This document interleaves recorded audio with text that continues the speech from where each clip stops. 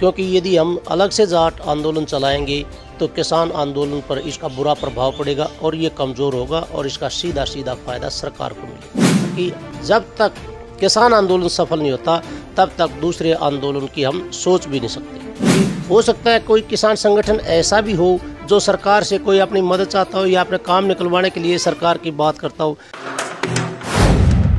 नमस्कार जी, आप देख रहे हैं राष्ट्रीय खबर। मैं हूं आपके साथ मधु राणा। आज अखिल भारतीय जाट आरक्षण संघर्ष समिति हरियाणा के राष्ट्रीय महासचिव अशोक बलहारा जी हमारे साथ हैं। जानते हैं उनसे कि उनके क्या क्या मुद्दे हैं और किन मुद्दों को लेके वो हमारे साथ बातचीत कर रहे हैं। नमस्कार सर। नमस्कार। आज आपके कौन कौन से मुद्दे हैं जिन मुद्दों को लेके आप हमारे समक्ष प्रस्तुत हुए हैं? कौन से ऐसे अर्जेंट जो किसान आंदोलन के सिलसिले में ये कौन से मुद्दे हैं आपके? देखिए, किसान आंदोलन बहुत ज़ोर शोर से हरियाणा और पंजाब में चल रहा है, उत्तर प्रदेश के वेस्टर्न भाग में भी। और इस दौरान कल हमारे राष्ट्रीय अध्यक्ष यशपाल मलिक जी ने नांगलोई धर्मशाला दिल्ली के अंदर अखिल भारतीय जाट आरक्षण संघर्ष समिति की राष्ट्रीय बैठक बुलाई। उस बैठक के दौरान राष्ट्रीय अध्यक्ष जी ने अपना संदेश दिया कि वो चाहते हैं इस टाइम जाट आंदोलन को पुनः चलाया जाए। जबकि वहाँ सभी प्रदेशों से लोग आए थे। ज़्यादातर हरियाणा के लोगों ने कहा कि इस वक्त हरियाणा के अंदर किसान आंदोलन अपने चरम पर है और अब हम किसान आंदोलन के चलते साथ साथ जाट आरक्षण आंदोलन नहीं चला सकते, क्योंकि यदि हम अलग से जाट आंदोलन चलाएंगे तो किसान आंदोलन पर इसका बुरा प्रभाव पड़ेगा और ये कमज़ोर होगा और इसका सीधा सीधा फ़ायदा सरकार को मिलेगा। चरण सीमा पे मतलब आपका क्या है? किसान आंदोलन तो संघर्ष करता आ रहा है, अभी तक भी किसानों के हित में कोई फैसला नहीं लिया गया।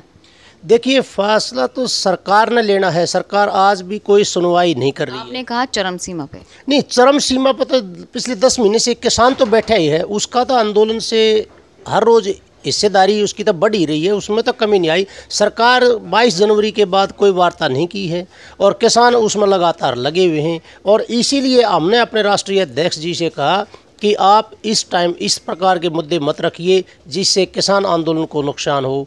परंतु कुछ साथी हमारे उत्तर प्रदेश से थे, दिल्ली से थे, मध्य प्रदेश से, उन्होंने ये भी कहा कि नहीं चलना चाहिए। परंतु हमारे हरियाणा के लगभग सभी साथियों ने ये विचार किया कि जब तक किसान आंदोलन सफल नहीं होता तब तक दूसरे आंदोलन की हम सोच भी नहीं सकते। हरियाणा में किसानों के ऊपर लाठीचार्ज किया जा रहा है, आप इसको किस तरह से देख रहे हैं? देखिए, ये तो एक ब्रिटिश काल की याद दिलाता है। एक एसडीएम सत्र का अधिकारी जबकि वो आईएएस अफसर है और इस प्रकार से पहले अपना व्यू क्लियर करता है कि भाई आपने सिर फोड़ना है और इस तरह चलो। अब सरकार और किसान मोर्चा के बीच में जो सहमति बनी, हाई कोर्ट के रिटायर्ड जज उसकी इंक्वायरी कर रहे हैं, आगे उसकी रिपोर्ट आएगी। परंतु किसान सब समाज के अंदर ये रोष है इस बात का कि एक अधिकारी अपना व्यू पहले ही बना लेता है कि भाई तुमने उनका सिर फोड़ना है। अन्नदाता हैं, अपनी डिमांड मांग रहे हैं। और मैं आपको ये बात बताऊं, ये आज से नहीं, हरियाणा और पंजाब में इस आंदोलन का क्रक्स ये है।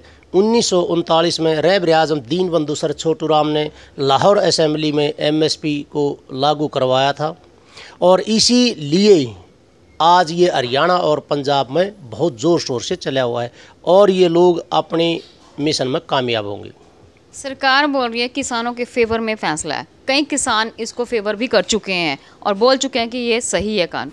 फिर आप किस तरह से कह रहे हैं कि गलत है? देखिए, सरकार के भी अपने संघ है जो आरएसएस है, उनका भी अपना किसानों का एक मोर्चा है। अब वो लोग तो सरकार की फेवर की बात करेंगे। हो सकता है कोई किसान संगठन ऐसा भी हो जो सरकार से कोई अपनी मदद चाहता हो या अपने काम निकलवाने के लिए सरकार की बात करता हो। परंतु जब किसान की ये फरियाद है कि एमएसपी हो और एमएसपी पर गारंटी हो, किसान ये चाहता है कि मेरी फसल की खरीद उचित मूल्य पर हो और सरकार को क्या तकलीफ है, ये पेशकश है। आने वाले समय में आपको लग रहा है कि भी जिस तरह से आंदोलन हो रहा है, जिस तरह से उनके ऊपर लाठीचार्ज भी हो रहा है, किसान काफ़ी ज़्यादा शहीद भी हो गए हैं, 600 से लगभग शहीद हो गए, 10 महीने का ये आंदोलन चल रहा है, सबसे ज़्यादा लंबा आंदोलन है। क्या आने वाले समय में किसानों के फेवर में कोई डिसीज़न लिया जाएगा? आपको लग रहा है कुछ ऐसा? देखिए, ये तो काम सरकार का है। किसान को उम्मीद है कि हम अपनी यूनिटी के साथ ईमानदारी से शांतिपूर्वक प्रदर्शन करते रहेंगे और ये सरकार का काम है। अगर वो हमारी बातों को कब मानेगी, हम लगातार संघर्ष में हैं और इसीलिए अखिल भारतीय जाट आरक्षण संघर्ष समिति कल जब नांगलोई के अंदर बैठक हुई तो हमने अपने राष्ट्रीय अध्यक्ष से भी पुरजोर मांग की थी कि अभी ये जो जाट आरक्षण मिशन 2021 इसको ना चलाएं, सरकार को फ़ायदा होगा। इस तरह का एजेंडे से हम परहेज करेंगे। क्या फ़ायदा होगा सर? हमें सरकार को तो ये फ़ायदा होगा कि यदि हम जाट आरक्षण आंदोलन आज चलाते हैं, कुछ लोग उधर बट जाएंगे, कुछ लोग इधर बट जाएंगे। जब कम बट जाएंगे तो लोग कमजोरी आएगी। किसान आंदोलन तो ऑलरेडी बढ़ चुका है सर, उसमें पार्टियांबाजी ज़्यादा होने लगी।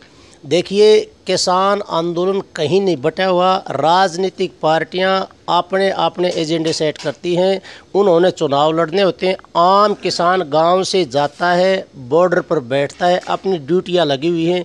हर गांव से खाने का राशन, लस्सी, पानी डेली जाता है। किसान कहीं नहीं बटा हुआ, किसान एक है। और साथ साथ में हम इसी बात से आपके माध्यम से ये कहना चाहेंगे, जब हम इत्मीनान से इस बात को देख रहे हैं, किसान आंदोलन के चलते हमने अपने राष्ट्रीय अध्यक्ष के फैसले से विमुख होकर के हमने ये कहा जब तक किसान आंदोलन की सफल नहीं हो जाता तब तक हम जाट आरक्षण मिशन का समर्थन नहीं करेंगे। और मैंने कल इस बात से आहत होकर के राष्ट्रीय अध्यक्ष को अपना राष्ट्रीय महासचिव व प्रभारी हरियाणा के पदों से त्यागपत्र दे दिया। तो ये थे हमारे साथ अशोक बल्हार जी। उन्होंने अपनी बातचीत रखी है, किसान आंदोलन को जो है आगे प्रमोट कर रहे हैं और उनका साथ दे रहे हैं। मुझे दीजिए इजाज़त, मैं मधु राणा, चंडीगढ़ से। ताज़ा खबरों से जुड़े रहने के लिए सब्सक्राइब करें राष्ट्रीय खबर टीवी और बेल आइकन दबाना ना भूलें।